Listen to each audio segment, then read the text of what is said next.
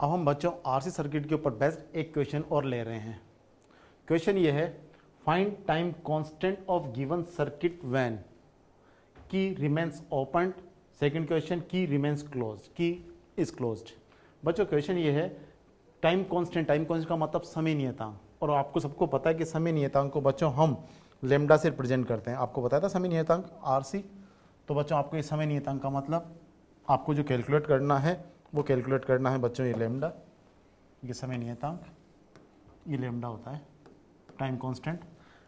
Find time constant of given circuit when, बच्चों आपको समय नियतांक निकालना है। फाइंड समय नियतांक ऑफ गिवन सर्किट, इस सर्किट का समय नियतांक ज्ञात करना है। बच्चों इसमें दो क्वेश्चन आपसे पूछे हैं। पहला क्वेश्चन, व्हेन की, जब की रिमेन्स ओपन, जब की खुली हुई है तो इस सर्किट का समय नियतांक क्या होगा।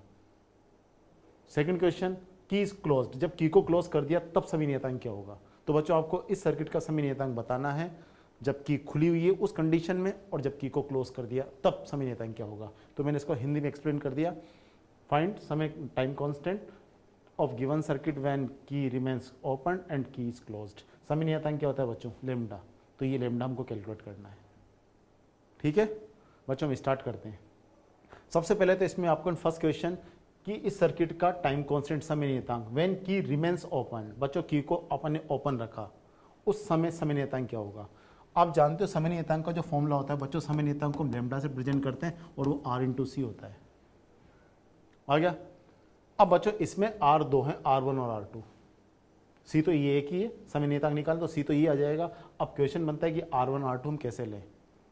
तो देखो बच्चों फर्स्ट क्वेश्चन, की रिमेन्स ओपन, जब की खुली हुई है तब इस परिपथ का समय नियतांक क्या होगा। अब एक मिनट आप समझना, जब कुंजी खुली हुई है, ये कुंजी के खुली हुई है, उस कंडीशन में बच्चों सेल सर्किट के बाहर है। बिल्कुल के खुली कुंजी को खोल दूं मैं तो उस कंडीशन आप देखो, ये जो सेल है सर्किट के बाहर हो गया, सर्किट टूटा हुआ है ना। तो इसका मतलब यहां पर इस कैपेसिटर के साथ ये R1 R2 बच्चों सीरीज में हो गए। आ गया। आपको जब भी समय नियतांक निकालने के लिए बोला जाए तो समय नियतांक का फॉर्मूला बच्चों R इंटू सी होता है। इसमें बच्चों इस R के बारे में ध्यान रखना, ये R होगा C के सापेक्ष। मैंने मान लिया C के दोनों सिरे x y हैं, तो हम निकालेंगे परिपथ का कुल प्रतिरोध C के दोनों सिरों के सापेक्ष। दोनों सिरे क्या है, x और y, तो x और y के सापेक्ष। जब कुंजी खुली हुई है तो बच्चों सेल सर्किट के बाहर है, तो मैंने यहां सेल को सर्किट से हटा दिया। समय नियतांक बच्चों सेल का वैसे भी कोई रोल नहीं है, समय नियतांक का फॉर्मूला R इंटू सी होता है, तो यहाँ तो सेल का कोई रोल नहीं है और कुंजी खुली तो सेल को हटा दिया। तो बच्चों अब मैं आपसे पूछूं x और y के सापेक्ष कुल प्रतिरोध कितना होगा। संधारित्र x और y के बीच में जुड़ा हुआ है, तो x और y के सापेक्ष बताओ। बच्चों यहाँ पर x और y के सापेक्ष R1 और R2 दोनों सीरीज में हो गए, तो x और y के सापेक्ष परिपथ का कुल प्रतिरोध बच्चों R1 प्लस R2 दोनों सीरीज में है ना। तो x y का मतलब संधारित्र के सापेक्ष कुल प्रतिरोध R1 R2 हो गया। हम जानते हैं बच्चों जो समय नियतांक लेमडा होता है वो होता है RXY। RXY का मतलब संधारित्र के सापेक्ष कुल प्रतिरोध इंटू सी, RC। R हमेशा संधारित्र के सापेक्ष कुल प्रतिरोध लेंगे। तो बच्चों संधारित्र के सापेक्ष कुल प्रतिरोध R1 प्लस R2 है, तो RXY R1 plus R2 into सी से मल्टीप्लाई कर दो, तो इस परिपथ का समय नियतांक आ गया। तो इस परिपथ का समय नियतांक जब कुंजी के खुली हुई है तब आपसे पूछा जाए आंसर क्या होगा, तो आपका आंसर होगा R1 प्लस R2 इंटू सी। क्लियर हो गया। दूसरा क्वेश्चन, दूसरे क्वेश्चन में आपसे बोला है की इज क्लोज्ड। बच्चों यदि की को क्लोज कर दिया जाए, अब इस कुंजी को यदि मैं क्लोज कर दूं, यहां पर इस कुंजी को बच्चों यहां पर क्लोज कर दूं, बंद कर दूं, तो जब की को बंद कर दूंगा उसके बाद समय नियतांक क्या होगा। अब किसी भी सर्किट में बच्चों कुंजी को बंद करने के बाद समय नियतांक पूछा जाए और परिपथ में एक से ज्यादा प्रतिरोध हो, तो उस क्वेश्चन को कैसे सोल्व करेंगे। जब कुंजी खुली हुई थी तो बच्चों सर्किट टूटा हुआ था, तो यहां सेल को हटा दिया था। आया समझ, पूरी ब्रांच हटा दी, इस ब्रांच का कोई मतलब ही नहीं था। लेकिन कुंजी को क्लोज करने के बाद आपसे समय नियतांक पूछा जाए तो इस तरह के क्वेश्चन को कैसे सोल्व करेंगे। जैसे मैंने इस कुंजी को क्लोज किया, समझते जाना, ये कुंजी को जैसे मैंने यहां पर क्लोज किया, क्लोज करने के बाद मुझे समय नियतांक निकालना है। हम जानते हैं समय नियतांक बच्चों lambda equals to R into C होता है। आ गया समझ में। तो हम यहां पर ये जो R लेंगे सी के सापेक्ष लेंगे। तो जैसे हम कुंजी को बंद कर देंगे, समय नियतांक कैलकुलेट करने बच्चों ध्यान रखना सेल का कोई रोल नहीं है, लेकिन कुंजी बंद कर दी, तो जब भी इस तरह का क्वेश्चन हो समय नियतांक निकालना हो और कुंजी बंद कर दी जाए, तो आप एक काम करना बच्चों, समय नियतांक निकालने के लिए ट्रिक बता रहा हूं। कुंजी बंद करने के बाद यदि आपसे पूछा जाए तो आप क्या करना बच्चों, जहां भी सेल लगा हो उसको हटा देना, उसकी जगह वायर को शॉर्ट सर्किट कर देना, बिना सेल वाला बिना रेजिस्टेंस वाला ये जो कनेक्टिंग वायर होते हैं वो लगा देना, सेल को हटाकर। कुंजी बंद करते ही, क्योंकि बच्चों समय नियतांक कैलकुलेट करने में सेल का कोई रोल नहीं है, तो कुंजी बंद करने के बाद सेल हटा दो और सेल की जगह कनेक्टिंग वायर लगा देना। आ गया समझ में? क्लियर हो गया? समय नियतांक निकालना हमको, कुंजी बंद कर दी तो सेल को हटा के यहाँ पे तार लगा दिया। अब हम इसका समय नियतांक कैलकुलेट करेंगे। अब समय नियतांक का फॉर्मूला आर इंटू सी होता है। क्लियर हो गया? तो बच्चों हम आर निकालेंगे वही सी के सापेक्ष। अब मुझे बताओ सी के सापेक्ष दोनों सिरे कौन कौन से हैं? बच्चों सी के जो दोनों सिरे उनको एक्स वाई बोल दिया, तो बच्चों हम एक्स और वाई के सापेक्ष कुल प्रतिरोध निकालेंगे। अब यहां पर देखो, जब मैंने सेल को हटाकर सेल की जगह यहां पर एक कनेक्टिंग वायर लगा दिया, क्योंकि कुंजी बंद कर दी, तो इसका मतलब यहाँ वायर तो है, सेल का कोई रोल नहीं है समय नियतांक में, सेल को हटा के कनेक्टिंग वायर लगा दिया। बच्चों इस वायर ने ये जो R1 रेजिस्टेंस है इसको शॉर्ट सर्किट कर दिया, इसको लघु परिपथ कर दिया। आपने करंट इलेक्ट्रिसिटी में शॉर्ट सर्किट पढ़ा होगा। तो बच्चों इस वायर के कारण ये R1 शॉर्ट सर्किट हो गया, और R1 शॉर्ट सर्किट हो गया तो R1 को हम परिपथ से हटा सकते हैं, ये R1 परिपथ से हट जाएगा, शॉर्ट सर्किट हो गया ना, इसके दोनों सिरे जुड़ गए। अब बताओ x और y के सापेक्ष बच्चों जो कुल प्रतिरोध बचा, ये तो हट ही गया, तो x और y के सापेक्ष बच्चों एक ही प्रतिरोध हो गया, कौन सा? R2। तो इसका मतलब अब x और y के सापेक्ष कुल प्रतिरोध R2 रहेगा। आया समझ में? तो बच्चों अब जो समय नियतांक होगा x और y के सापेक्ष कुल प्रतिरोध इंटू सी, तो x और y के सापेक्ष कुल प्रतिरोध R2 इंटू सी। आया समझ में? x और y के सापेक्ष कुल प्रतिरोध RXY इंटू सी होगा, और RXY की वैल्यू किसके इक्वल है? R2, तो आंसर आ जाएगा R2 इंटू सी। तो बच्चों जब कुंजी बंद कर देंगे तो इस परिपथ का समय नियतांक R2C होगा, और जब कुंजी खुली हुई है, समझ लेना, जब ये कुंजी खुली हुई थी तब तो बच्चों सेल सर्किट में था ही नहीं, तो सेल सर्किट में नहीं था तो संधारित्र के सापेक्ष कुल प्रतिरोध कितना था? R1 plus R2। तो यहाँ तो आंसर था R1 प्लस R2 इंटू सी, और जब कुंजी को बंद कर दिया तो बच्चे सेल सर्किट में आ गया था, आ गया। लेकिन समय नियतांक में सेल का कोई रोल नहीं है, तो सेल हटा दो, उसकी जगह वायर लगा दो। अब x और y के बीच में वापस परिणामी प्रतिरोध निकालो, तो जैसे मैं सेल को हटा के वायर लगा दूंगा तो ये शॉर्ट सर्किट हो जाएगा, और परिणामी प्रतिरोध किसके इक्वल होगा? R2 के इक्वल। तो RXY की वैल्यू R2 के इक्वल, तो आंसर वही RXY इंटू सी, तो R2 इंटू सी हो जाएगा। आया समझ में? कर लोगे बच्चों? हम एक क्वेश्चन और ले रहे हैं। क्वेश्चन ये है, 20 वोल्ट तथा 5 ओम आंतरिक प्रतिरोध की एक बैटरी 2 फेरेट के संधारित्र से जुड़ी हुई है। यानी कि बच्चों यहां पर एक सेल है, उसका आंतरिक प्रतिरोध परिपथ का प्रतिरोध दे दिया है, और इसको 2 फेरेट के संधारित्र से जोड़ा हुआ है। यानी कि बच्चों ये एक तो संधारित्र हो गया, ये सेल हो गया, और सेल का ये आंतरिक प्रतिरोध हो गया। तो इसका मतलब इस परिपथ के अंदर ये 5 ओम तो प्रतिरोध हो गया, ये 20 वोल्ट का सेल हो गया, और ये 2 फेरेट का संधारित्र हो गया। आ गया? तो अब इसमें पूछे आपसे वो समय बताओ जब संधारित्र में आवेश 10 कूलम होगा। आ गया समझ में?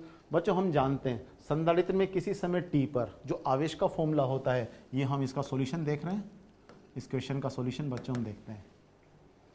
बच्चों बताओ संधारित्र में किसी समय t पर आवेश का फॉर्मूला बिल्कुल हमने डिराइव किया था, Q equals to Q not into 1 minus e की power minus t upon RC होता है फॉर्मूला। आ गया? इसमें Q नॉट बच्चों होता है संधारित्र का अधिकतम आवेश। अब मुझे बताओ संधारित्र पर अधिकतम आवेश कितना आता है जब ये बैटरी का सारा विभवांतर संधारित्र पर आ जाए? Q इक्वल्स टू CV बताया था, ये अधिकतम आवेश, ये जितना भी बैटरी का वोल्टेज है उसको C से मल्टीप्लाई कर दो, तो C इंटू V अधिकतम आवेश होता है। C की वैल्यू 2 और V कितना है? 20 वोल्ट, तो बच्चों आ गया 40 कूलम। तो इस संधारित्र पर अधिकतम आवेश 40 कूलम आएगा, तो Q नोट का मान तो 40 हो गया। किसी समय T पर आवेश निकालना है, आए मतलब अपने को T पर क्या अपने से पूछा, वो टाइम पूछा है जिस पर आवेश कितना हो जाएगा? 10 कूलम। तो इसका मतलब बच्चों हमको यहाँ T याद करना है, इस इक्वेशन में T कैलकुलेट करना है। जब आवेश Q का मान 10 कूलम हो जाएगा, ये तो पूछे आपसे कि वो टाइम याद करो किसी टाइम T पे संधारित्र का आवेश Q हो जाता है। आपसे बोला है वो टाइम याद करो जिस पे संधारित्र का आवेश कितना हो जाएगा? 10 कूलम, और Q नोट का मान कितना दे रखा है आपको क्वेश्चन में? Q नोट हमने ऊपर कैलकुलेट कर लिया 40, अधिकतम आवेश 40, अधिकतम 40 आएगा तो कितने समय में 10 कूलम आएगा?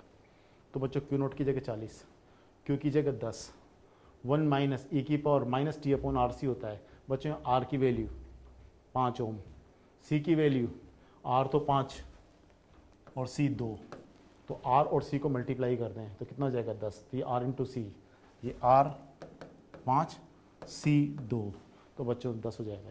ये इक्वेशन बन गई। अब इस इक्वेशन में एक अज्ञात है T, उसको हम निकाल रहे हैं। बच्चों 40 नीचे आएगा तो 10/40 1/4 हो जाएगा। तो 1/4 बराबर 1 माइनस ई की power minus T upon R C. आगे समझ में, इसका मैं इधर पक्षांतर कर लूँ, माइनस ई की power minus T upon R C इधर जाएगा तो ये प्लस में हो जाएगा और 1/4 इधर आ जाएगा। तो 1 माइनस 1/4 करेंगे तो 3/4 बन जाएगा। आ गया बच्चों, हमें यहाँ पर टी कैलकुलेट करना है तो टी को नीचे उतारना पड़ेगा। मैंने दोनों तरफ लॉग ले लिया, लॉग बेस ई, क्योंकि यहाँ ई की पावर में, तो लॉग बेस ई ले लिया दोनों तरफ। तो लॉग बेस ई, इसको हम ln भी बोलते हैं, ई की power minus T upon R C. आ गया समझ में, लॉग बेस ई 3/4 आ गया बच्चों। यहाँ पर इससे देखना, ये जो पावर है minus T upon R C बाहर आ जाएगा, माइनस मतलब माइनस टी अपॉन 10 जो है ये बाहर, मल्टीपल जो पावर है मल्टीपल में कन्वर्ट हो जाएगी, तो इसको माइनस टी अपॉन 10 लिख दूँ और लॉग ई बेस ई की वैल्यू 1 हो जाएगी, ये 1 हो जाएगा, ये घात जो है वो गुणांक में कन्वर्ट होगी, तो ये वैल्यू होगी minus T upon 10 equals to log base e 3/4। आ गया बच्चों, इसको हम यहाँ पर इसी इक्वेशन को लॉग बेस ई 3/4 को बच्चों हम माइनस, ये 4 है, इसको बच्चों माइनस लॉग बेस ई 4/3 लिख सकते हैं। बिल्कुल आपको पता होगा ये लॉगरिथम में जो आपको जो पता होगा ये सारा का सारा, यहाँ पर जब भी हम बात करें लॉगरिथम में आपने ये सब चीज़ें पढ़ी हुई है। हाँ, लॉग 3/4 को हम बच्चों माइनस लॉग 4/3 लिख सकते हैं। तो इसको माइनस 4/3 लिखेंगे तो माइनस से माइनस कैंसिल हो जाएगा, तो इससे बच्चों टी की वैल्यू आएगी 10 लॉग बेस ई 4/3। क्लियर हो गया बच्चों, ये आंसर आ गया। आप चाहो तो लॉग बेस ई को बेस 10 में कन्वर्ट करना और 2.303 से मल्टीप्लाई कर दोगे, आगे तो सॉल्व हो जाएगा। एक क्वेश्चन ही कंप्लीट। अब इसमें बच्चों एक क्वेश्चन और पूछा है, सेकंड क्वेश्चन, वह समय जब आवेश 20 कूलम होगा। बच्चों इसमें अधिकतम आवेश कितना आएगा 40, और मैंने आपसे पूछा वह समय बताओ जब आवेश 20 कूलम होगा। अब मुझे बताओ अधिकतम आवेश 40 है और 20 अधिकतम का कितना है बच्चों, आधा। तो मैंने आपसे बोला था कि अधिकतम का आधा जितने समय में होगा उसको हम अर्ध आयु बोलते हैं। तो इसका मतलब 20 कूलम आवेश कितने समय में होगा, अर्ध आयु में। तो बच्चों अर्ध आयु का फॉर्मूला मैंने बताया था, T12 equals to 0.693 into R C होता है, और आर और सी की वैल्यू बच्चों यहाँ पर हमने निकाली थी, कितना हो जाएगा 10। तो ये आपको बताया था हाफ लाइफ हो जाएगा, क्योंकि अधिकतम 40 है तो 20 कितने समय में होगा, अर्ध आयु में। तो बच्चों यहाँ पर अर्ध आयु आंसर हो जाएगा 0.693 और आर सी 10 है तो आंसर 6.93 सेकेंड हो गया। बच्चों एक और क्वेश्चन मैंने आपसे पूछा है, क्वेश्चन नंबर 3, ये 3 है यहाँ पर, ये क्वेश्चन नंबर 3 है, ये 3 क्वेश्चन नंबर 3, वो समय जब धारा 37% होगी। बच्चों आपको बताया था कि जब भी हम संधारित्र को एक बैटरी से आवेशित करते हैं तो उस बैटरी का तो आवेश बढ़ता जाता है, लेकिन परिपथ में धारा चरघातांक के रूप से घटती जाती है और धारा 37% रह जाएगी। 37% धारा का मतलब 63% धारा कम हो जाएगी। और मैंने आपको बताया था धारा 37% बच्चों कितने टाइम में रह जाती है बच्चों, वो टाइम होता है समय नियतांक। आपको बताया था 37% का मतलब 63% कम हो जाती है, और वो जो समय नियतांक की वैल्यू आती है बच्चों वो R इंटू सी होता है, और R इंटू सी कितना हो जाएगा 10 सेकेंड। आ गया, आवेश 63% कितने जितने समय में बढ़ता है उतने समय बच्चों 63% धारा कम होती है, और 63% धारा कम हो जाएगी तो 37% धारा। आपको ये बताया था यहाँ क्वेश्चन में बोला था आवेश 37% मतलब 63% कितने समय बढ़ेगा, या 63% धारा कितने की धारा समय के साथ कम होती जाती है। ये आपको मैंने बताया था कि समय नियतांक के इक्वल समय में धारा 37% रह जाती है। तो बच्चों 37% धारा कितने समय रहेगी, यानी कि समय नियतांक पूछा है, और समय नियतांक का फॉर्मूला R इंटू सी होता है। खत्म हो जाएगा। बच्चों एक क्वेश्चन हम और ले रहे हैं। क्वेश्चन ये है, 2 ओम प्रतिरोध तथा 1 फेरड धारिता के संधारित्र के साथ 10 वोल्ट की बैटरी को जोड़ा जाता है। यानी कि बच्चों ये एक संधारित्र है, ये एक प्रतिरोध है, और बच्चों इसको 10 वोल्ट के सेल के साथ जोड़ दिया। ये 10 वोल्ट के सेल के साथ इसको कनेक्ट कर दिया यहाँ पर। ये 10 वोल्ट के सेल के साथ इसको कनेक्ट कर दिया। इसकी धारिता 1 फेरड और प्रतिरोध आपको जो दे रखा है ये 2 ओम। वह तब अधिकतम आवेश तथा अधिकतम धारा होगी। तो सबसे पहले बच्चों हम अधिकतम आवेश की बात करें। अधिकतम आवेश आप जानते हो क्यू नॉट होता है, और क्यू नॉट की वैल्यू मैंने बच्चों बताई थी आपको C इंटू वी। ये जो धारिता C है इसको डायरेक्ट बैटरी के वोल्टेज से मल्टीप्लाई कर दो। तो बच्चों यहाँ पर C की वैल्यू 1 और V कितना है 10 वोल्ट, क्योंकि इसके ऊपर अधिकतम वोल्टेज बच्चों 10 से ज़्यादा नहीं आ सकता, तो अधिकतम आवेश C इंटू वी होता है। आ गया समझ में? तो बच्चों आंसर आ जाएगा 10 कूलम। इसमें आपसे पूछा अधिकतम धारा। अधिकतम धारा ही मैंने बच्चों आपको बताई थी कि चलो बताओ इस प्रतिरोध पर अधिकतम विभवांतर कितना आ सकता है, 10 वोल्ट, क्योंकि 10 वोल्ट इन दोनों में डिवाइड होगा। तो इस पर भी बच्चों अधिकतम विभवांतर 10 से ज़्यादा नहीं आ सकता। तो बताओ अधिकतम धारा परिपथ में कितनी होगी? तो बच्चों V/R, अधिकतम वोल्टेज 10, प्रतिरोध 2, तो बच्चों इस परिपथ में धारा 5 एम्पीयर ज़्यादा नहीं हो सकती। तो अधिकतम धारा आ गया। बच्चों इसमें एक और क्वेश्चन आपसे पूछा है, वह समय जब ऊर्जा अधिकतम ऊर्जा की 1/4 होगी।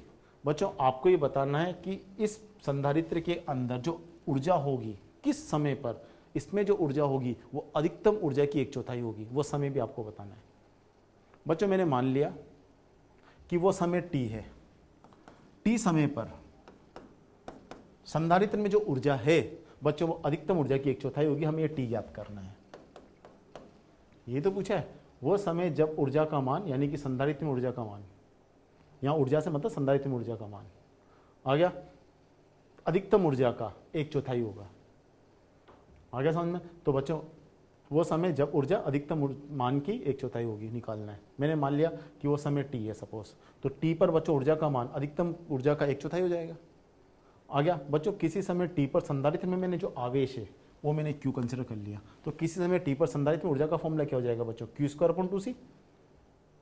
आ गया समझ में? ऊर्जा का फॉर्मूला आवेश के टर्म में लिखे हैं, तो बच्चों समय t पर मैंने संधारित्र के अंदर आवेश q मान लिया, तो बच्चों समय t पर संधारित्र में ऊर्जा बताओ, q²/2c हो जाएगी, इक्वल्स टू 1/4। संधारित्र में अधिकतम आवेश कितना होता है? संधारित्र में अधिकतम आवेश Q0 होता है, तो अधिकतम ऊर्जा कितनी हो जाएगी? आंसर हो गया Q0²/2c हो जाएगी। तो Q0²/2c अधिकतम ऊर्जा होगी। तो बच्चों अधिकतम ऊर्जा की 1/4 ऊर्जा U का मान Q²/2c, मैंने मान लिया t समय पर संधारित्र में आवेश Q है, तो t समय पर ऊर्जा बच्चों Q²/2c, अधिकतम आवेश Q0 है, तो अधिकतम ऊर्जा Q0²/2c, तो बच्चों Q0²/2c की 1/4 ऊर्जा है ये Q²/c। आ गया। यहाँ पर बच्चों c से c कैंसिल, 2 से 2 कैंसिल, तो बताओ इससे यदि मैं q का मान निकालूं, इसका अंडर रूट कर लूं, तो q बराबर कितना जाएगा? Q0/2। आ गया समझ में? बच्चों इसका मतलब जब ऊर्जा अधिकतम की 1/4 होगी उस समय आवेश अधिकतम का आधा होगा, और हम जानते वो समय जिसमें आवेश अधिकतम का आधा होता है वो अर्धायु कहलाता है।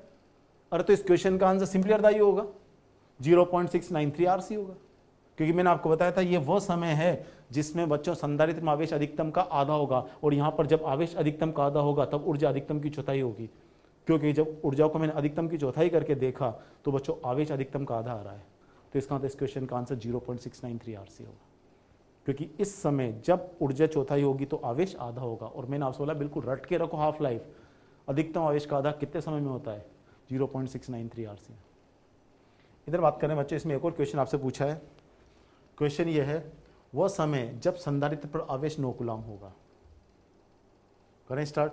बच्चों ये बताओ किसी समय t पर संधारित्र पर के अंदर जो आवेश होता है उसका फॉर्मूला बच्चों हम जानते हैं, क्या फॉर्मूला होता है? q equals to Q0 into 1 - (e⁻) t/RC। आपको बच्चों वो समय याद करना है जिस पर संधारित्र के अंदर जो आवेश है वो 9 कूलम होगा, तो q की जगह तुम 9 लिख दें। Q0 अधिकतम आवेश होता है और संधारित्र में अधिकतम आवेश 10 कूलम आ रहा है, Q0 की जगह 10 लिख दिया, Q की जगह 9 कूलम, और बच्चों t निकालना है। R इंटू सी, बच्चों R की वैल्यू कितनी है? 2, C की वैल्यू कितनी है? 1, तो दोनों को मल्टीप्लाई करते 2 आएगा, तो t/2 हो गया। अब इस समीकरण में एक क्या ज्ञात है? t ज्ञात कर लो। अब t कैसे ज्ञात करें बच्चे? 10 नीचे आ जाएगा, तो 9/10 इक्वल्स टू e⁻ t/RC।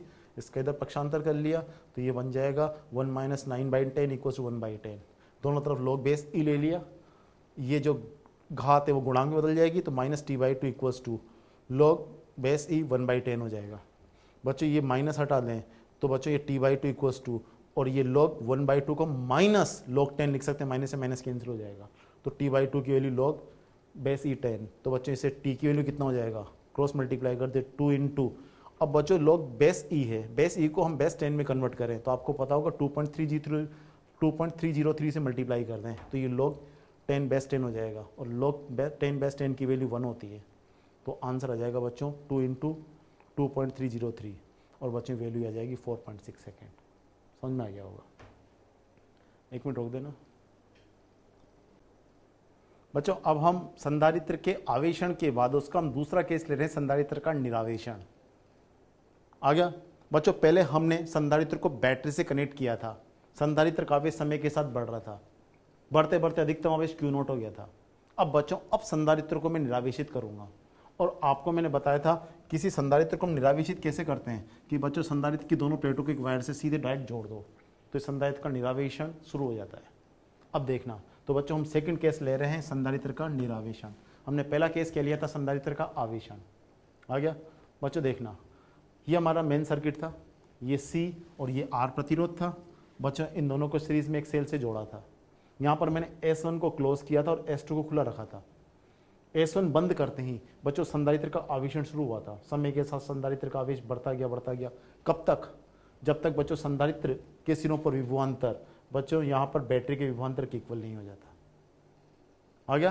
तो बच्चों ये संधारित्र पूरी तरह आवेशित हो गया, और बच्चों मैंने मान लिया कि आवेश बढ़ते बढ़ते बच्चों यहाँ पर किसी क्षण t पर संधारित्र का विभवांतर बच्चों v हो गया। तो जब संधारित्र का विभवांतर v हो गया तो बच्चों इस समय संधारित्र के ऊपर जो आवेश होगा उसको बच्चों हम Q नोट बोल दें। तो यहाँ पर Q नोट संधारित्र का आवेश हो गया, और उसको हम बोल सकते हैं CV। ये पूरा विभवांतर बच्चों संधारित्र पर आ गया, और इस VR की वैल्यू बच्चों 0 होगी।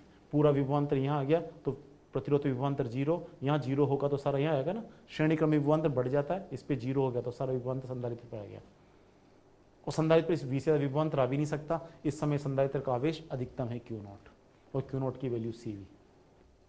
क्लियर हो गया बच्चों? अब मैंने क्या किया, इसी समय देखो अब यहाँ पर प्रारंभ में S1 बंद आ गया और S2 खुला हुआ था, संधारित्र का आवेशन चल रहा था, संधारित्र पूरी तरह आवेशित हो गया। अब मैंने क्या किया बच्चों, तथा लंबे समय बाद S1 खुला है। अब बच्चों मैंने S1 को खोल दिया, और S2 को बंद कर दिया, और S2 बंद होते ही संधारित्र की दोनों प्लेटों को डायरेक्ट एक तार से जोड़ दिया, जिस तार से उसका प्रतिरोध आ रहा है। तो आप जानते हो बच्चों संधारित्र की दोनों प्लेटों को यदि एक तार से जोड़ दिया जाए तो अब इसमें से आवेश उच्च विभव प्लेट से निम्न विभव प्लेट की तरफ जाने लग जाता है। इस प्रकार संधारित्र का निरावेशन शुरू हो जाता है। अब बैटरी आपने हटा दी, S1 को ओपन करते ही बच्चों संधारित्र की दोनों प्लेटों को जोड़ दिया, तो अब संधारित्र का निरावेशन शुरू होगा। अब बच्चों यहां पर प्रारंभ में संधारित्र का आवेश बच्चों Q नोट था प्रारंभ में, क्योंकि अब निरावेशन चल रहा है, संधारित्र के ऊपर अधिकतम आवेश आ गया था, हमने बैटरी को हटाई और दोनों प्लेटों को डायरेक्ट जोड़ दिया। अब संधारित्र का निरावेशन शुरू हो रहा है। मैंने मान लिया बच्चों किसी समय t पर इस संधारित्र का जो आवेश है एट t, बच्चों संधारित्र का आवेश कम होते होते Q रह गया, आ गया। और बच्चों इस समय संधारित्र का जो विभवांतर है बच्चों मैंने उसको VC मान लिया। अब बच्चों संधारित्र निरावेशित हो रहा है, इसका मतलब बच्चों इसकी एक प्लेट से, सपोज ये बैटरी की इधर जुड़ रही थी, इधर हायर पोटेंशियल पार्ट और इधर लोअर पोटेंशियल प्लेट है, तो हायर पोटेंशियल प्लेट से आवेश लोअर पोटेंशियल प्लेट की तरफ जा रहा है, क्योंकि बच्चों ये आवेश एक प्लेट से दूसरी प्लेट में जाएगा, डायरेक्ट आपने दोनों प्लेटों को जोड़ दिया। अब संधारित्र का निरावेशन चल रहा है, तो बच्चों आवेश एक प्लेट से दूसरी प्लेट में जा रहा है, इसका मतलब इस तार में धारा प्रवाहित हो रही है अभी, तो धारा प्रवाहित हो रही है, तो इसका मतलब बच्चों इस प्रतिरोध पर विभवांतर आएगा, प्रतिरोध पर विभवांतर का फॉर्मूला IR होता है, तो इसका मतलब VR की वैल्यू IR की इक्वल हो जाएगी। मैंने मान लिया बच्चों किसी समय t पर संधारित्र का आवेश घटते घटते अब संधारित्र का आवेश कम हो रहा है। पहले हमने आवेशन पढ़ा था, अब निरावेशन पढ़ रहे हैं कि संधारित्र को निरावेशित होने में कितना टाइम लगेगा, और निरावेशित तभी होगा ना जब बैटरी को हटाएंगे, और दोनों प्लेटों को डायरेक्ट जोड़ दिया। अब संधारित्र का बच्चों आवेश कम होता जा रहा है। क्लियर हो गया? मैंने मान लिया किसी क्षण t पर संधारित्र का आवेश बच्चों Q रह गया, और इस पर विभवांतर VC, और इस समय बच्चों प्रतिरोध पर जो विभवांतर है उसको VR मान लिया। बैटरी हटा रखिए। अब बताओ इस क्लोज पर सर्किट के अंदर दो ही एलिमेंट है, कौन कौन? VC और VR, या मैं बोल सकता हूँ R और C, और इन पे विभवांतर बच्चों VC और VR है। आप जानते हो किरचॉफ वोल्टा नियम ये बोलता है किसी सर्किट के अंदर जितने भी एलिमेंट होते हैं उनके ऊपर जो विभवांतर होता है उसका सम 0 होता है। तो बच्चों इस सर्किट के अंदर दो एलिमेंट है, इसके ऊपर विभवांतर VC, इस पे विभवांतर VR, तो इन दोनों का टोटल बच्चों 0 के इक्वल होगा, VC प्लस VR 0 के इक्वल। ये KVL से लिख दिया मैंने। बच्चों किस समय t पर इसका विभवांतर VC है, इसका विभवांतर VR है, तो बच्चों VC को हम Q/C, क्योंकि जब विभवांतर VC है समय t पर, ये t समय पर मान लिया कि समय t पर है, एट t टाइम पर, एट t आवेश बच्चों Q, विभवांतर VC। आ गया? तो बच्चों VC को हम Q/C लिख सकते हैं, तो VC को तो बच्चों Q/C लिख दिया।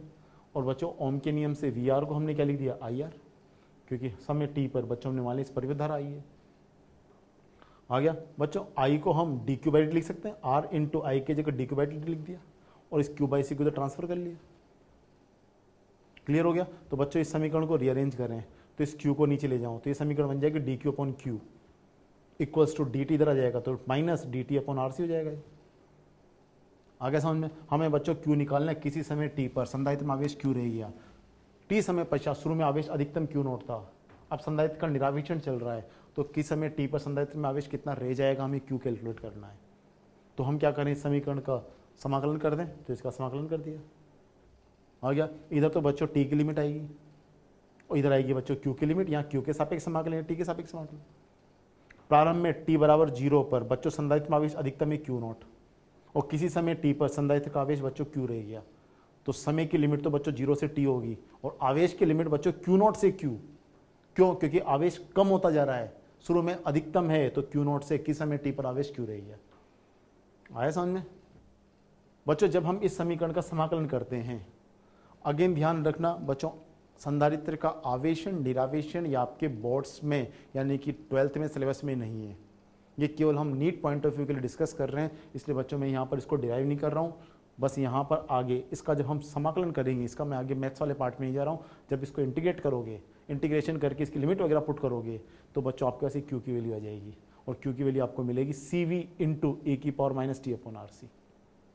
C इंटू V बच्चों संधारित्र पर अधिकतम जो आवेश होगा ये बैटरी का विभवांतर और C, तो इस CV को हम बच्चों अधिकतम आवेश बोल सकते हैं, CV को हम Q0 लिख दें। तो बताओ किस समय t पर संधारित्र में जो आवेश रह जाएगा Q इक्वल्स टू क्या इक्वेशन आएगी, Q0 इंटू e⁻t/RC। तो किसी समय t पर संधारित्र पर ये आवेश रह जाएगा। अब बच्चों हम जैसे टाइम बढ़ाते जाए, आप खुद देखो यहाँ पर e⁻t/RC है डायरेक्ट, तो बच्चों हम t को बढ़ाते हैं तो ये वैल्यू पावर माइनस में ये वैल्यू कम होती जाएगी, तो इसका मतलब बच्चों जैसे आप t बढ़ाओगे तो संधारित्र का आवेश बोलो कम होता जाएगा। आया समझ में? तो आपसे कहीं पूछा जाए कि किसी समय t पर संधारित्र में आवेश ज्ञात करो, तो बच्चों ये फॉर्मूला हो गया। आपसे बोला जाए किसी समय t पर संधारित्र में विभवांतर ज्ञात करो, तो बच्चों किस समय t पर संधारित्र पर आवेश आपके पास आ गया, तो किस समय t पर संधारित्र विभवांतर VC की वैल्यू Q/C हो जाएगा, तो ये जो Q है उसमें C का भाग दे देना। आपसे बोला जाए किसी समय t पर परिपथ में धारा कितनी होगी, किसी समय t पर एक जो परिपथ में धारा I फ्लो हो रही है वो कितनी होगी, तो बच्चों किसी समय t पर हमारे पास आवेश आ गया, हम आवेश का अवकलन कर दें, हम जानते हैं I इक्वल्स टू dQ/dt होता है, तो I इक्वल्स टू dQ/dt से हम किस समय t पे धारा निकाल सकते हैं, तो किस समय t पर आवेश हमारे पास है, इस Q का मान उठा के पुट कर दो। यहाँ ये लिखूँ मैं Q0 इंटू e⁻t/RC लिखूँ या CV इंटू e⁻t/RC लिखूँ, एक ही बात है। तो बच्चों हम ये लिख रहे हैं CV इंटू e⁻t/RC Q की जगह, CV कॉन्स्टेंट बाहर आ जाएंगे। आ गया बच्चों, e⁻t/RC का अवकलन e⁻t/RC होता है, लेकिन हम अवकलन t के सापेक्ष कर रहे हैं और t से गुणा क्या हो रहा है -1/RC, तो इसलिए -1/RC बाहर गुणा होगा। ये बिल्कुल आपने बेसिक मैथ से पढ़ा हुआ है, अवकलन कर दिया। आ गया बच्चों, यहाँ पर C से C कैंसिल हो गया, तो आपके पास किस समय t पर धारा का फॉर्मूला, बच्चों इस माइनस को मैं इधर की तरफ ले लूँ तो -I equals to V/R into e⁻t/RC। आया समझ में बच्चों? V/R, चलो बताओ इस प्रतिरोध पर अधिकतम विभवांतर कितना हो सकता है, इस बैटरी के वोल्टेज के इक्वल ही हो सकता है, तो बताओ इस अधिकतम धारा का मान I0। V/R वैसे भी I0 होता है बच्चों, अधिकतम धारा होती है ये टोटल वोल्टेज अपॉन टोटल प्रतिरोध, बच्चों अधिकतम धारा होती है, तो V/R को हमने I0 बोल दिया, तो इक्वेशन होगी I0 इंटू e⁻t/RC। आगे समझ में बच्चों? यहाँ भी हम जैसे जैसे टाइम को बढ़ाते जाएंगे तो धारा का मान बोलो कम होता जाएगा, क्योंकि हमने बच्चों बैटरी को तो हटा ही दिया, वो तो यहाँ पर थोड़े टाइम के लिए धारा इसलिए बहने लगी क्योंकि संधारित्र निरावेशित हो रहा है। अब जब संधारित्र पूरी तरह निरावेशित हो जाएगा तो आवेश जाना बंद हो जाएगा, धारा 0 हो जाएगी। तो निरावेशन के समय भी धारा बच्चों समय के साथ घटती जाएगी, टाइम बढ़ाते जाओ धारा घटेगी। तो बच्चों आवेशन हो चाहे निरावेशन हो, धारा दोनों केस में समय के साथ कम होती है। आ गया? और यहाँ पर बच्चों धारा में जो कमी हो रही है वो चरघातांक की, और यहाँ तो बच्चों आवेश भी कम हो रहा है समय के साथ, बच्चों वो भी चरघातांक की, ई की पावर में आ रहा है समय, चरघातांक की कमी होती है। आ गया बच्चों? यहाँ पर धारा के फॉर्मूला भी -I आ रहा है, I की जगह -I बच्चों यहाँ निरावेशन को निरावेशन को शो कर रहा है, क्योंकि बच्चों यहाँ पर संधारित्र का जो आवेश समय के साथ बढ़ रहा है या घट रहा है, घट रहा है। तो इसका मतलब यहाँ पर जो I D Q by D T होता है वो ग्रोथ रेट नहीं है, डीके रेट है। डीके का मतलब बच्चों आवेश के कम होने की दर है, इसलिए बच्चों इसको माइनस आई जो है बच्चों यहाँ पर माइनस केवल इसलिए आ रहा है, वैसे धारा ये, तो यह माइनस क्यों आया, क्योंकि यहाँ पर संधारित्र का निरावेशन चल रहा है, इसलिए धारा का मान माइनस आई माइनस में मिल रहा है। आई थिंक पूरा समझ में आ गया होगा। आप सोलह जाए 3 सेकंड बाद बताओ संधारित्र में आवेश कितना रह जाएगा। अधिकतम आवेश सपोज 50 कूलम था, क्यू नॉट 50 था, तो 3 सेकंड बाद आवेश कितना रह जाएगा, टी का मान 3 पुट कर दो। 5 सेकंड बाद कितना रह जाएगा, टी का मान 5। 50 सेकंड बाद कितना रह जाएगा, टी का मान 50 पुट कर दो। बच्चों आप देखो कि निरावेशन में जो आवेश का इक्वेशन आ रहा है किसी समय टी पर, ये वैसा का वैसा आ रहा है जैसा आवेशण में आ रहा था। आवेशण के समय किसी समय टी पर आवेश का इक्वेशन आया था बच्चों, Q equals to Q naught into 1 minus e की power minus T upon R C, ये आंसर आया था। बस डिफरेंस इतना सा था, वहाँ 1 माइनस था। 1 माइनस से क्या था कि बच्चों ये क्वांटिटी जो है जैसे हम टाइम बढ़ाते जाएंगे ये क्वांटिटी तो कम होगी। अब 1 माइनस वाली क्वांटिटी कम हो रही तो क्यों बढ़ रहा था। अब यहाँ 1 माइनस नहीं है तो यहाँ टी बढ़ाते जाएंगे तो ये वाली क्वांटिटी कम होगी, तो यहाँ आवेश कम होने लग जाएगा। बिल्कुल आप देखो वहाँ भी बच्चों टी ई की पावर में था, आवेशण में भी, यहाँ भी टी ई की पावर में है। इसका मतलब बच्चों बिल्कुल समय का जो परिवर्तन है दोनों में एक जैसा है। इसका मतलब संधारित्र को आवेशित होने में जितना समय लगेगा उतना ही समय संधारित्र को निरावेशित होने में लगेगा।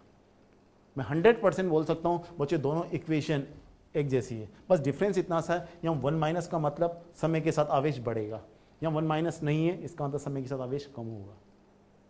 आ गया। और दोनों के आवेश के बढ़ने की और कम होने की रेट एक जैसी है। इसका मतलब बच्चों जितना आवेश जितने परसेंट टाइम, जितना परसेंट आवेश जितने टाइम में बढ़ा था उतना परसेंट आवेश उतने टाइम में कम होगा जब संधारित्र को निरावेशित करोगे। 50% आवेश कितने समय बढ़ा था, याद करो, हाफ लाइफ 0.693 आरसी, तो बच्चों 50% 0.693 आरसी में ही कम होगा, क्योंकि दोनों इक्वेशन एक जैसी आ रही है। तो इसका मतलब जितने टाइम में जितना परसेंट आवेश बढ़ा था जब उसी संधारित्र को निरावेशित करोगे तो उतने टाइम में उतने परसेंट आवेश कम होगा। आ गया बच्चों। वहाँ भी हमने कुछ स्पेशल इंस्टेंट्स लिए थे, कुछ विशेषण लिए थे बच्चों, वही स्पेशल इंस्टेंट्स हम यहाँ भी ले रहे हैं। जैसे first at t equals to 0, आपसे बोला जाए टी इक्वल्स टू 0 पर संधारित्र में आवेश बताओ, तो बच्चों उसमें तो कुछ सोचने वाली बात ही नहीं है। टी इक्वल्स टू 0 का मतलब ये निरावेशन के समय प्रारंभिक, तो बच्चों ये टी बराबर 0 तो ये वाला होगा ना, ये टी बराबर टी वाला हो गया। तो बच्चों टी बराबर 0 पर तो आप खुद बता दो यहाँ पर संधारित्र के अंदर जो आवेश होगा अधिकतम होगा और फिर समय के साथ कम होता जाएगा। आप तो छोड़ो, इक्वेशन से निकालें तब भी आंसर वही आएगा। मैं आपसे बोलूँ टी बराबर 0 पे संधारित्र में आवेश बताओ, तो बच्चों ये जो आवेश का इक्वेशन है इसमें टी की जगह 0 पुट कर दो, ए की पावर 0 1 हो जाएगा, तो क्यू की वैल्यू क्या हो जाएगी, क्यू नॉट। तो बच्चों यहाँ पर टी इक्वल्स टू 0 पर संधारित्र में अधिकतम आवेश होगा। आ गया बच्चों। एट टी इक्वल्स टू, ये सेकंड जो समय है ये थोड़ा सा यहाँ पे, टी इक्वल्स टू एक्चुअल में ये इन्फिनिट है, टी इक्वल्स टू इन्फिनिट पर आपसे पूछा जाए, यहाँ पे थोड़ा सा गलत प्रिंट हो रहा है, टी इक्वल्स टू इन्फिनिट समय पर आपसे पूछा जाए सिंपली कि टी इक्वल्स टू इन्फिनिट समय पर संधारित्र में आवेश कितना होगा, तो आप खुद बताओ बच्चों। इन्फिनिट टाइम पर हम इसमें यहाँ पर टी की जगह इन्फिनिट पुट कर दें, आ गया, तो ए की पावर माइनस इन्फिनिट हो जाएगी, पावर माइनस इन्फिनिट का तो 1 अपॉन इन्फिनिट, संधारित्र का आवेश 0। आप खुद वैसे भी देख लो बच्चों, यहाँ पर संधारित्र का आवेश समय के साथ कम होता जा रहा है, तो यहाँ पर जब हम बात करें, ये वापस से आपको बता दूं,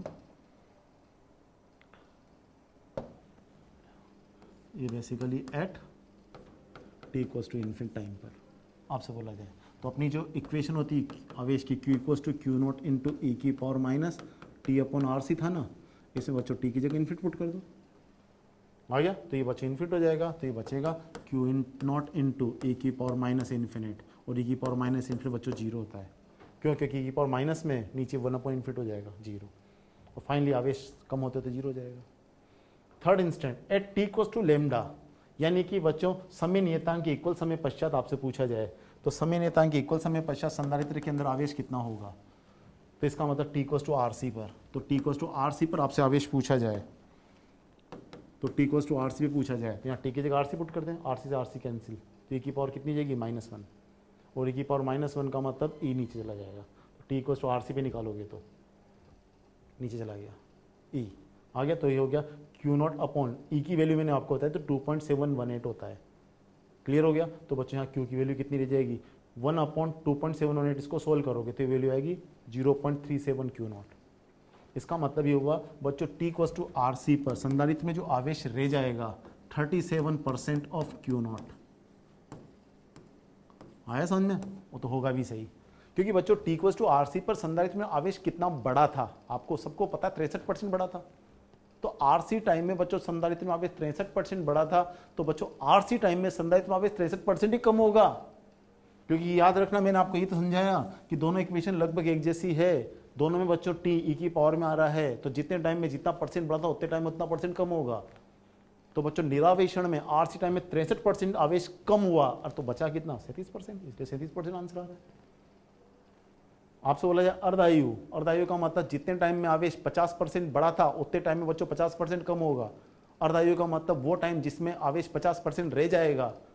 आ गया? तो बच्चों कितने टाइम में 50% बढ़ा था 0.693 आरसी, तो कितने टाइम 50% रह जाएगा यदि निरावेशित करेंगे, तो वही आंसर 0.693 आरसी। आ गया? बच्चों यहां पर डिस्चार्जिंग के समय यदि हम आवेश और समय में ग्राफ ड्रॉ करें तो बच्चों यहां पर आवेश समय के साथ साथ कम होता जाएगा, बिल्कुल ये कम होता जा रहा है आवेश, निरावेशन चल रहा है। प्रारंभ में टी इक्वल्स टू 0 पर संधारित्र में आवेश अधिकतम है, ये देखो सीवी का मतलब क्यू नॉट, और समय के साथ बच्चों ये कम होता जा रहा है, अधिकतम आवेश कम होता जा रहा है, और अनंत समय बच्चों 0 हो जाएगा। हाफ लाइफ में बच्चों अर्धायु इतने 0.693 हाफ लाइफ है, इतने में इसमें आवेश अधिकतम का आधा रह जाएगा। बच्चों प्रारंभ में सीवी है, तो बच्चों ये हाफ लाइफ में आवेश ये अधिकतम का आधा CV/2 जितने समय में रहेगा वो हाफ लाइफ होगा। कितने समय बच्चों अधिकतम का 37% रह जाएगा, ये अधिकतम का 37% आरसी टाइम में रह जाएगा, तो टी इक्वल्स टू आरसी पर बच्चों ये अधिकतम का 0.37 आरसीवी रह जाएगा आरसी टाइम में। ये देखो इसमें तो आरसी टाइम में तो इस नेट में तो 37% रह गया। आया समझ में? इसमें तो ये 37% रह गया, और हाफ लाइफ आधा कितने में रह गया, टी हाफ का मतलब ये वैल्यू, ये टी हाफ ये इस टाइम में ये 0.693 ये इसमें बच्चों अधिकतम का आधा हो जाएगा। इसी तरह बच्चों यहाँ पे धारा का जो इक्वेशन देखें हम, धारा का इक्वेशन बच्चों यहाँ पर आप देखो I equals to I naught into e की power minus T upon R C आ रहा था, ये आई नॉट अधिकतम धारा V/R। तो बच्चों जैसे जैसे यहाँ माइनस आया था, मैंने बोला था माइनस तो केवल इसलिए आ रहा था क्योंकि यहाँ निरावेशन चल रहा है, तो टी इक्वल्स टू 0 पे धारा अधिकतम, जैसे जैसे मैं टाइम बढ़ाता जाऊँगा धारा भी चरघातांक के रूप से कम होती जाएगी। कितने समय में धारा अधिकतम की आधी होगी, आंसर होगी वही अर्धायु, तो V/R अधिकतम है, तो कितने समय में V/R का आधा हो जाएगा, आंसर होगा हाफ लाइफ। कितने समय बच्चों अधिकतम की 37% रह जाएगी, वही आंसर 0.693 आरसी हाफ लाइफ। इस समय में बच्चों अधिकतम की 37% रह जाएगी, और इसमें तो अधिकतम की आधी तो कितने समय में रही 0.693 आरसी, और अधिकतम का 37% कितने टाइम में रहेगा बच्चों, वो आरसी टाइम में, इस टाइम में बच्चों 37% रहेगा। क्लियर हो गया? ये धारा और समय में ग्राफ, और ये आवेश और समय में ग्राफ। किस समय? संधारित्र के निरावेशन के समय। बच्चों अब हम संधारित्र के निरावेशन पर हम एक क्वेश्चन ले रहे हैं, बिल्कुल वैसे के वैसे क्वेश्चन बनेंगे जैसे आवेशन के, बस समीकरण चेंज हो जाएगी। बच्चों क्वेश्चन ये 2 माइक्रोफेरेड का संधारित्र 10 वोल्ट के सेल से आवेशित किया जाता है। बैटरी हटाने के बाद इसे 100 ओम के तार से जोड़ दिया जाता है। यानी कि बच्चों ये कंडीशन है कि एक संधारित्र को आवेशित कर लिया, आगे समझ में बच्चों, अब बैटरी को हटा दिया और इसको 1000 ओम प्रतिरोध के सेल से, मतलब 1000 ओम प्रतिरोध के तार से जोड़ दिया, और ये धारिता जो दे रखी है इसकी धारिता कितनी 2 फेरड दे रखी है। अब आपसे पूछा है बच्चों संधारित्र पर अधिकतम आवेश, परिपथ में अधिकतम धारा, परिपथ का समय नियतांक, वो समय जब ऊर्जा अधिकतम की 25% रह जाएगी, यानी कि 25% का मतलब 1/4। यदि शुरू में 100 थी तो 25% कितने समय में रह जाएगी, यानी कि बच्चों 1/4 हो गया एक तरह से। करें स्टार्ट। सबसे पहला क्वेश्चन अधिकतम आवेश। बच्चों हम जानते हैं अधिकतम आवेश का formula Q equals to CV। बच्चों इस बैटरी ने इस संधारित्र को अधिकतम बताओ कितना आवेश दे सकती है। जब बच्चों इस संधारित्र का विभवांतर 10 वोल्ट हो जाए तब तक आवेशित होगा, तो हम जानते हैं कि अधिकतम आवेश निकालना हो तो CV, C धारिता और V बैटरी का टोटल वोल्टेज, तो C इंटू V कर दो बच्चों, आंसर आ गया 20 माइक्रोकूलम। आगे समझ में।